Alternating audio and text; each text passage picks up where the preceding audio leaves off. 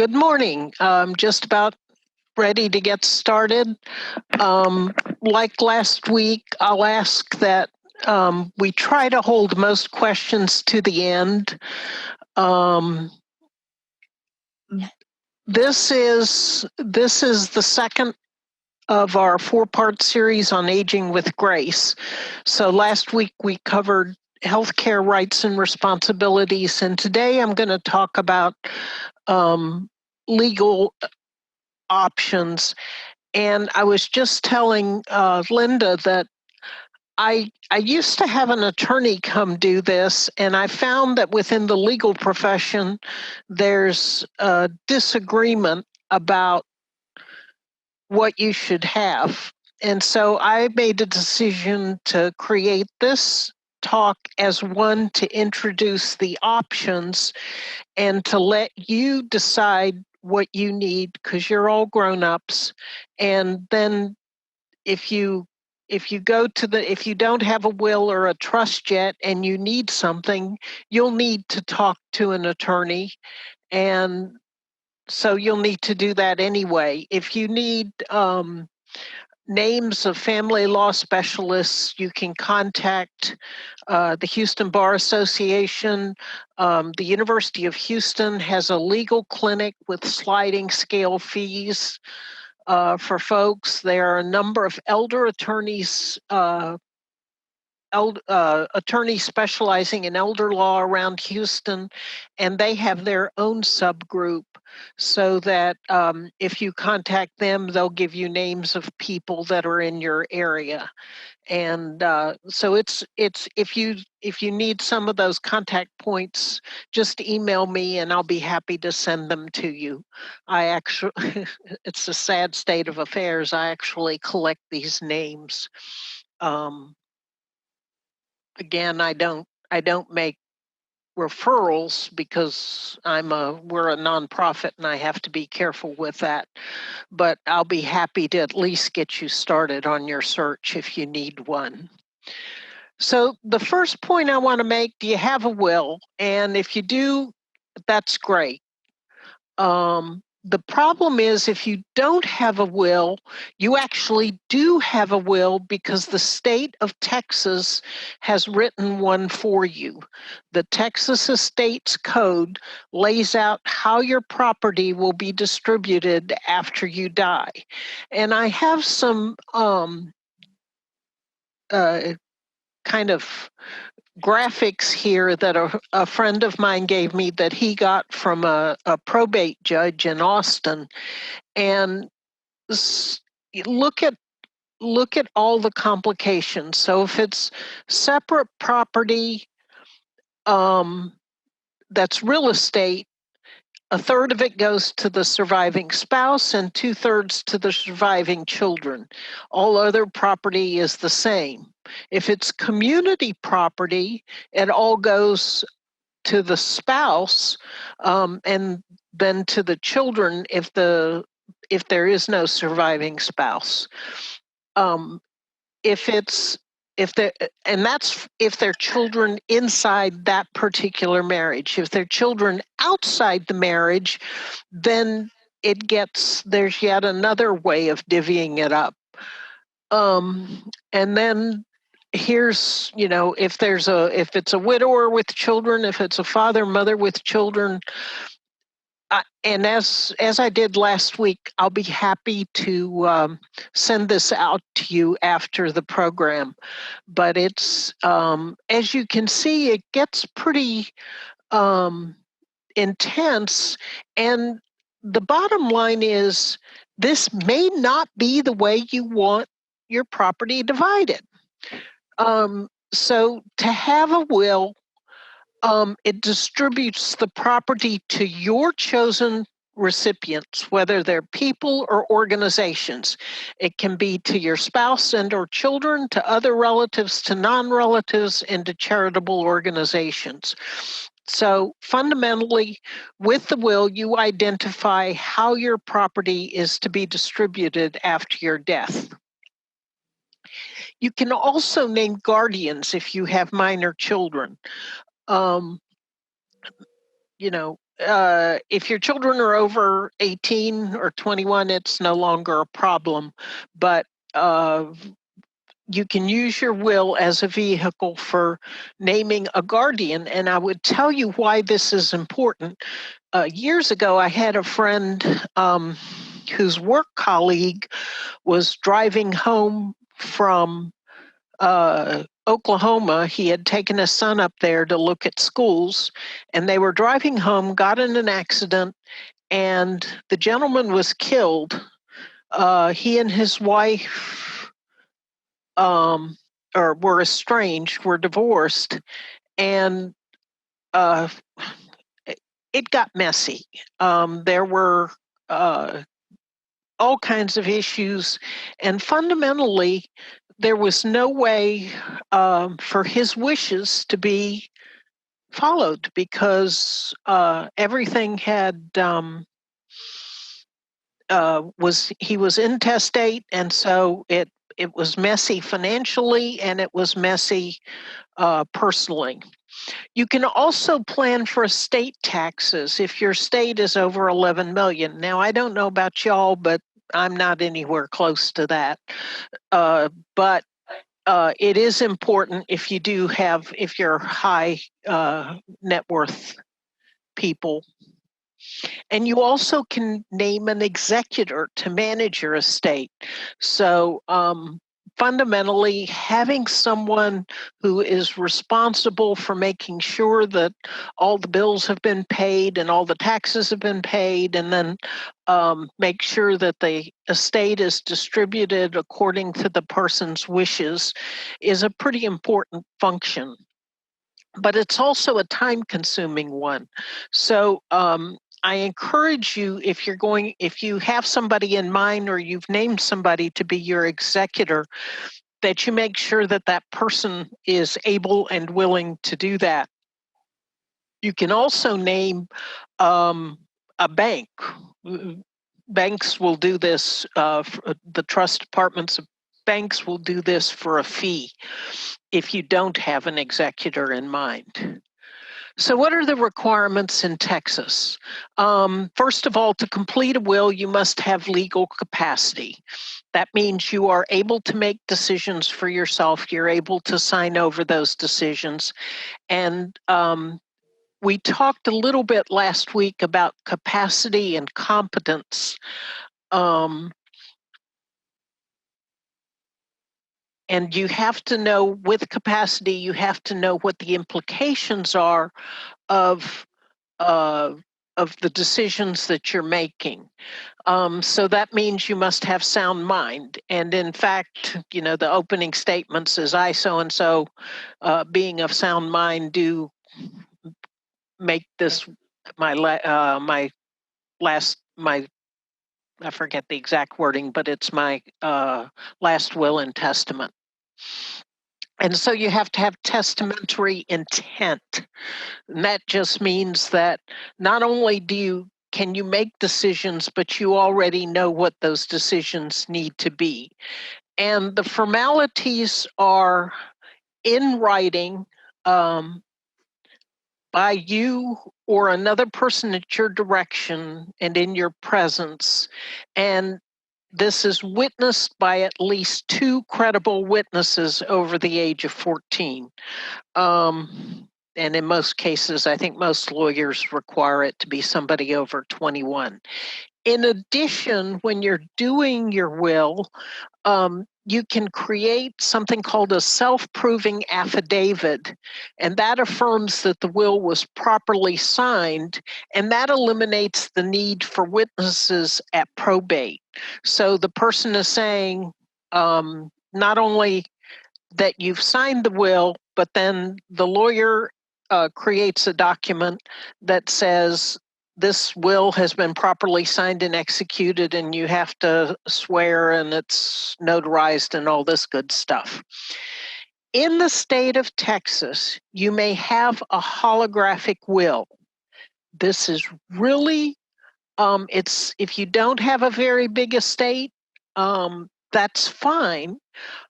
The only catch is it must be written completely in your own handwriting and signed by you. It does not have to be witnessed, but it must be completely handwritten. So you can't do it on a word processor and then sign it and have it be a holographic will. If you complete it on a word processor and you sign it, then it must be witnessed by the two people and notarized. So those are important considerations to have when you're looking at a will that you do yourself. So probate in Texas is, depending on who you talk to, it's fairly straightforward and easy. It recognizes a person's death and winds up the estate. It identifies the estate, and this is one of the arguments, and I'll talk about trusts in a minute. It's one of the arguments that some lawyers will give you for not doing a simple will, because when you file for probate, you have to list all of the assets, and that becomes a matter of public record.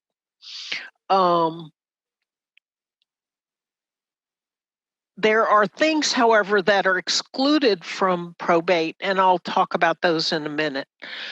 It gathers all the assets and pays out the debts. So the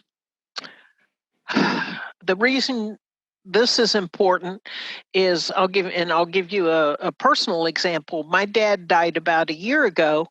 We learned after his death that he had not filed income taxes for 3 years. Well, I can guarantee you the IRS doesn't let that go. And we found when we were going through my dad's things, we found actually letters from the IRS saying, you didn't file your taxes, what gives? And so my brother, who was the executor, got the fun job of trying to do that. Fortunately, it was fairly straightforward, and he was able to hire an accountant who would do all that for him. But that was a mess. And this was a function of my dad's mental. We knew he had some dementia from not from Alzheimer's, but from vascular dementia from his heart problems. But we had no idea how bad it was. And it was kind of interesting because with the three of us, I have two brothers, we disagreed on how strong Dad's mind was. But we found out after he died, which is unfortunate, that it was a lot worse than we thought it was. So when you're watching an elderly parent or a spouse, make sure that you're paying attention to those kinds of things, because they will come back to haunt you. So here are things that are not subject to probate. Insurance policies with named beneficiaries. So any kind of life insurance policy that you have that has a defined beneficiary doesn't have to be listed in the probate. Retirement accounts with named beneficiaries, and almost all retirement accounts do ask for named beneficiaries, so they don't have to be included in the probate list. Property assets held in joint tenancy with right of survivorship. So if you own a home with your spouse, those are all outside of the realm of probate. And then trust assets. And those are the ones, that's the argument for setting up a trust. And I'm going to talk about trusts in a minute. But fundamentally, it's those don't have to be listed in the probate list and don't become part of the public record. In Texas, we have independent administrators, so we don't have to post bond for the executor. And once everything is settled, we don't have to get court permission before taking steps to settle the estate. And I've already said the estate becomes part of the public record. And again, that's something that bothers some people, that you file in all the list of assets become a matter that anybody can see. So a revocable living trust is a method that the state has set up where you can fundamentally structure how all your assets are going to be transferred to your beneficiaries after your death.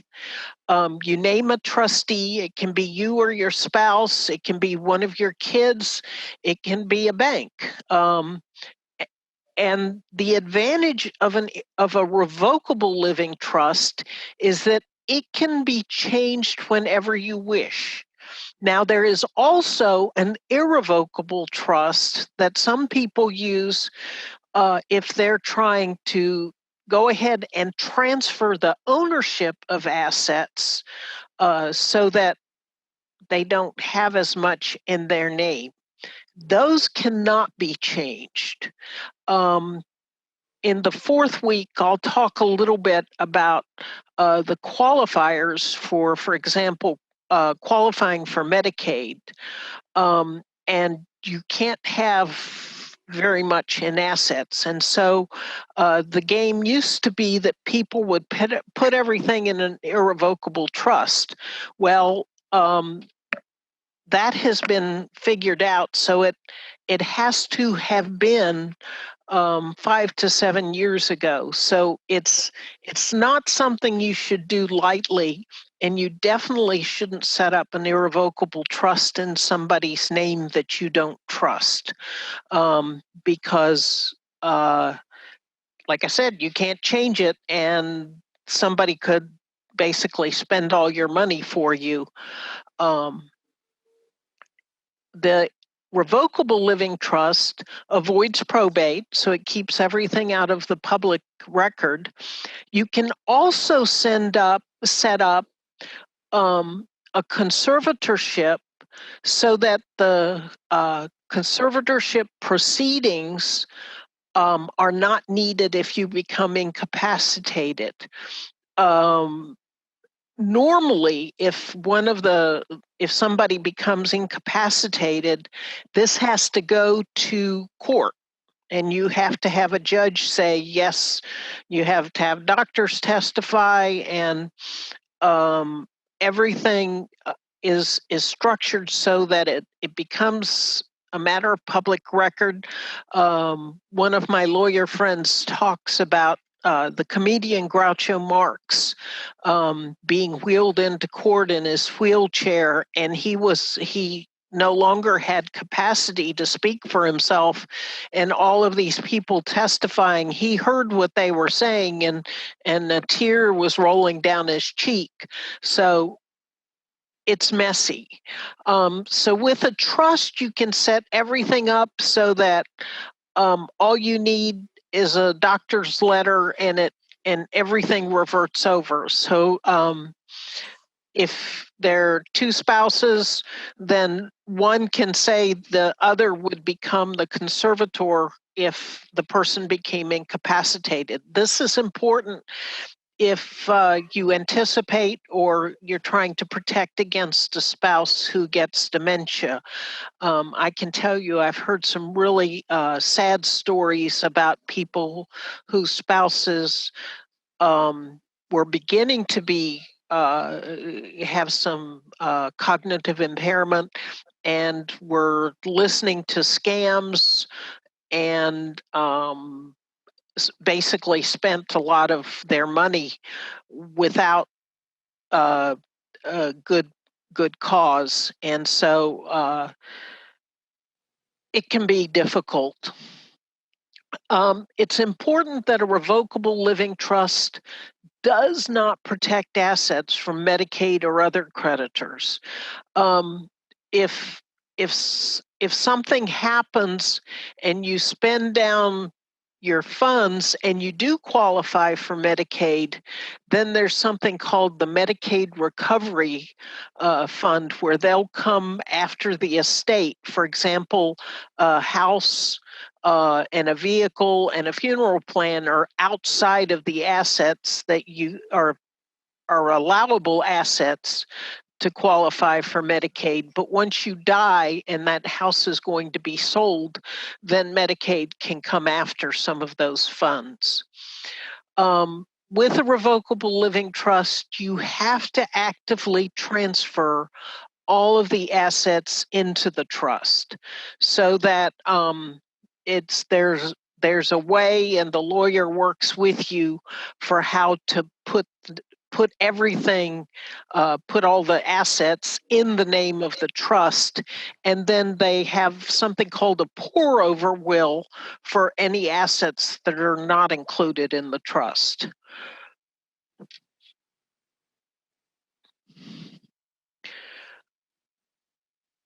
So what other documents do you need? The other document that that is frequently completed when you do a will or a trust is a statutory durable power of attorney. And that's so that if one member, if the person completing the will or trust becomes incapacitated, they can name somebody who would take care of their business affairs. When I talked last week, two other documents I'm going to talk about are the healthcare documents that I discussed in detail last week. Those documents don't have to be notarized, but the durable power of attorney does have to be notarized. I talked last week a little bit about the statutory medical power of attorney with a HIPAA release, which is the Health Insurance Portability and Accountability Act release. And that's for medical issues if you become incapacitated, where you name someone to make decisions for you if and only if you're not able to make decisions for yourself. That document does not have to be notarized. It can be completed. You can print that one off the internet and just get two neighbors to witness it for you. And then the directive to physicians, and that explains your wishes for end of life issues. If you're unable to speak for yourself and you have what's deemed to be a terminal or irreversible illness. And a terminal illness is one where the docs have said you have less than 6 months to live, and an irreversible illness is one that can be treated but not cured. But these are all most often, if you're doing a will or a trust with an attorney, they'll have you do these documents as part of it. You don't need to have the attorney do this, although it's a good idea for the statutory durable power of attorney, because as I said, that one's a little more complicated. But those are all documents that you should have. That summarizes all of the information. If you'll unmute yourself, you can ask questions and we can talk about this in a little more detail. Like I said, there are lots of ways to get to attorneys that won't cost you an arm and a leg. At the same time, doing a simple will is typically $250 to $500. Doing a trust is anywhere from $2,500 to $5,000, depending on the attorney and the nature of your estate and what that costs. But that will be a bargain compared to what it'll cost you if you die intestate and your family is left to sort out the pieces after you're gone.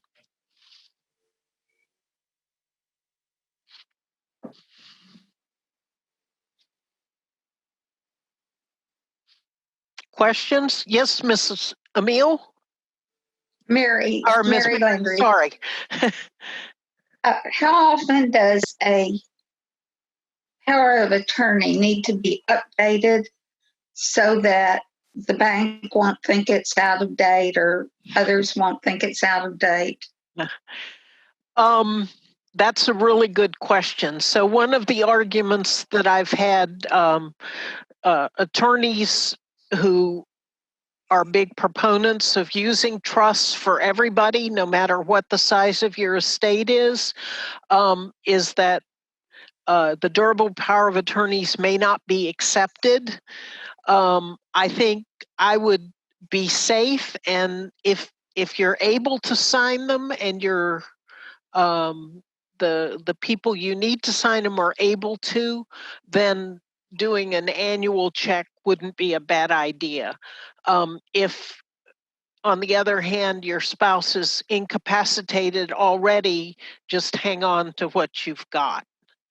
The challenge is if you don't have the trust set up, you will have to go, and you don't have a durable power of attorney, you'll have to go to court. And that I'll be honest, is it can get expensive and it can get ugly. Thank you. Other questions? I just had a comment. Yes, ma'am. One reason that attorneys charge different fees is there are some basic documents, but there are other documents that some attorneys insist that you have. For example, what if somebody contests the will? So no, you don't need it in your bare bones document, but you may want to go further with it. Absolutely. It's families can get ugly. I just shake my head, and I've seen it. Some of you know that I used to be a hospital chaplain, and it can get very unpleasant.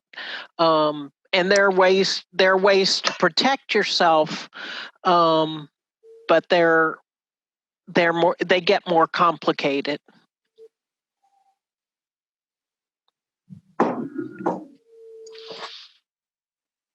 Other questions? I thought there might be more.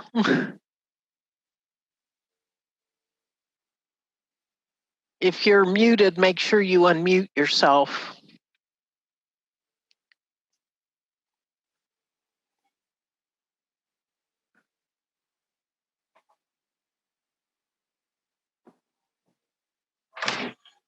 No other questions? I have one more comment that Sure. I think you made. What you need depends on the size of your estate. If you're just an average person with limited assets, you don't need to be as careful as if, for example, you're a partner in a business. And and also, if you do get a revocable living trust, no, I'm sorry, I'm not going to make that comment. Oh. Well, no, the thing is, for the living will, you then have to title your assets in the living will. So that's something an attorney should help you with. They are. You're absolutely right. So there are one of the things, so if you set up a revocable living trust, what you're supposed to do is for every single asset you have, like if you have a bank account, then instead of the name on the check would be John and Mary Smith, it would be the Smith trust, the Smith family trust would be on the check.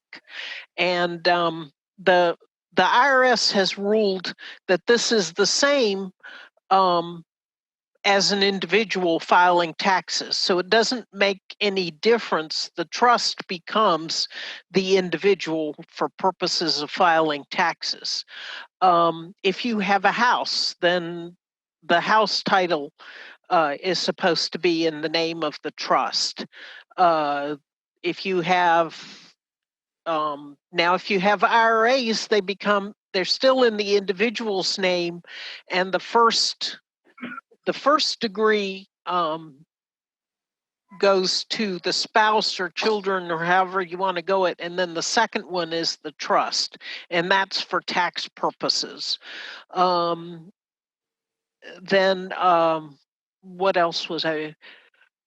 So any property can be set up to be in the trust name, so that when everything falls out, it just automatically goes to whatever the descendants are named in the trust as the members of the trust. And Linda's absolutely right. This has to do, with how complicated your holdings are, and how much you're trying to shield from the prying eyes of the probate courts. It's it, and I think, the best thing to do is to talk to somebody who's really willing to help you weigh the risks and benefits of your estate when you're doing estate planning. Because at the end of the day, that's what matters, what your needs are, and not what some lawyer wants to sell you because they have that objective. Is that fair enough, Linda?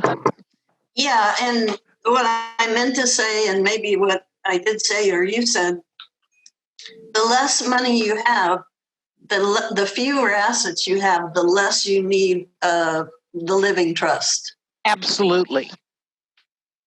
Absolutely. If you just have a house and a car, then if you have big bank accounts or multiple financial assets and lots of stocks and bonds, then it becomes more important.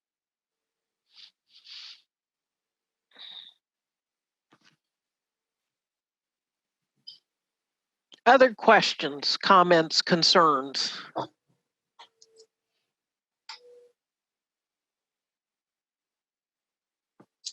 One other comment that I don't think you made is to discuss this stuff with your intended beneficiaries.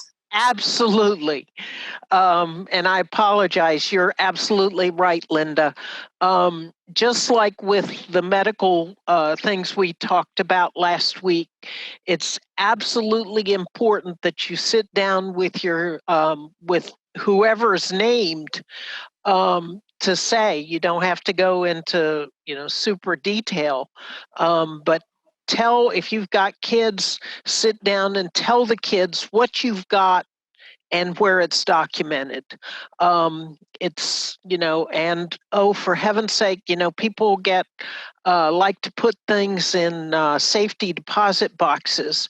And I can tell you from personal experience, when somebody dies, those are really hard to get into sometimes. So keep at least a copy of your will somewhere where people can get it and find it, and tell them where it is. When my dad died, he had the original to his will in the safety deposit box, but fortunately he kept a copy in his file cabinet in his little apartment, so that we found it when we were going through his things.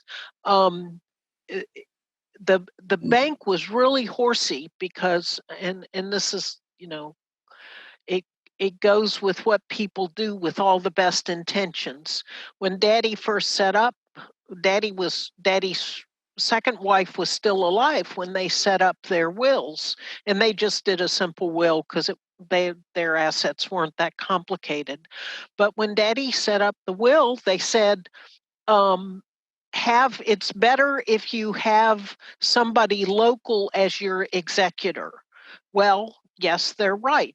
The only problem was the only person who was local was his stepson, who ended up predeceasing him from cancer. And they were not able to make the change in the access to the safety deposit box before Joe died. And so Joe died, and then a few years later, Daddy dies, and my brother is now the executor because Daddy had made that change to the will. And we tried to get into the safety deposit box. They said, sorry, you can't until the will is probated. And we said, well, how do we know what's in the safety deposit box? Well, if you bring us a letter from the lawyer, will let you look at the stuff that's in the safety deposit box. Now, fortunately, we had found the key, so we were able to at least look in there as a family to see what was there. But it would have been really nice if that step had been a little bit easier, because at the end of the day, my brother then had to make a separate trip from Maine down to Tennessee to get into the safety deposit box and get things cleared out after the will was probated. So that's, telling people what's going on and what they can expect is really helpful. One other way that attorneys sometimes scare people is to talk about how expensive it is for things to go through probate. Yeah. And that may be true in some states. Texas, it's just not that expensive. Yeah. And the whole attesting to the signatories on the will is sometimes played up as being hard to get, but again, by putting that little rider in the will package that makes it testifying is a very easy way to avoid that. And that's where I say the lawyer, I've had lawyers disagree. I've had one lawyer say, doing probate in Texas is nothing compared to some states. And so, I can't tell where y'all are from. So if anybody's not from Texas, make sure that you check your state's requirements because they do vary. So is it important to have our daughter put on the safety deposit box? Absolutely. Okay. And you have to, typically they require that you do that in person. Right. So that was the problem when my stepbrother was still alive but very ill and couldn't go out.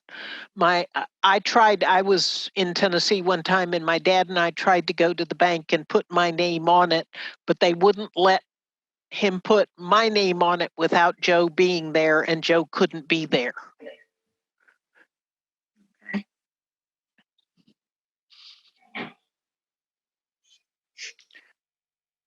It's always a good idea to have an extra person.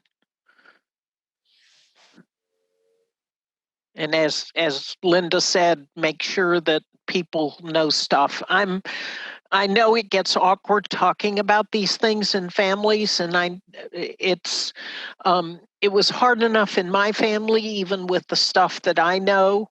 As an example, when I had gone up to visit my dad after his stepson had been given his cancer diagnosis, and once we knew how sick he was, I said to my dad, I said, "Daddy, don't you think you need to rethink this?" And he said, "Yeah, I've been thinking about this, and I do need to rethink it." And so that's when he put me on the healthcare decision making stuff, and he put my younger brother who has a lot of business savvy on the business stuff. So he became the executor, and he was the durable power of attorney. And fortunately it worked out in the end, but it was messier than it needed to be.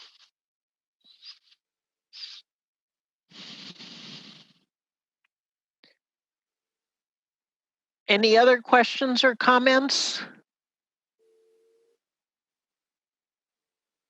Some of you are really quiet.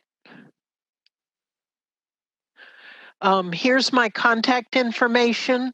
Would you like to have the PowerPoints to this?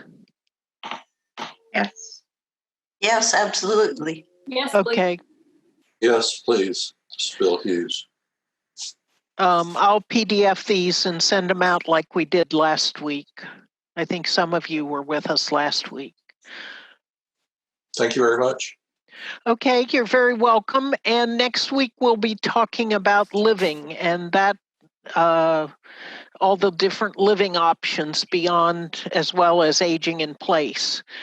So I'll talk about the different kinds of living, about what they cost, what you have to plan for, and then also share some contacts for what to do if you or a loved one is staying someplace and they're not doing what they're supposed to be doing, which is particularly important in today's world of pandemic and other things. Thank you very much. You're really doing a great service for people. Well, thank you. I'm glad you appreciate it. I think it's important, and I'm glad you think it's important too. And thanks for your input today, because this it adds a lot. You're welcome. Okay. Well, I guess we'll sign off early. I hope you got everything out you needed today, and we'll keep going next week with more stuff.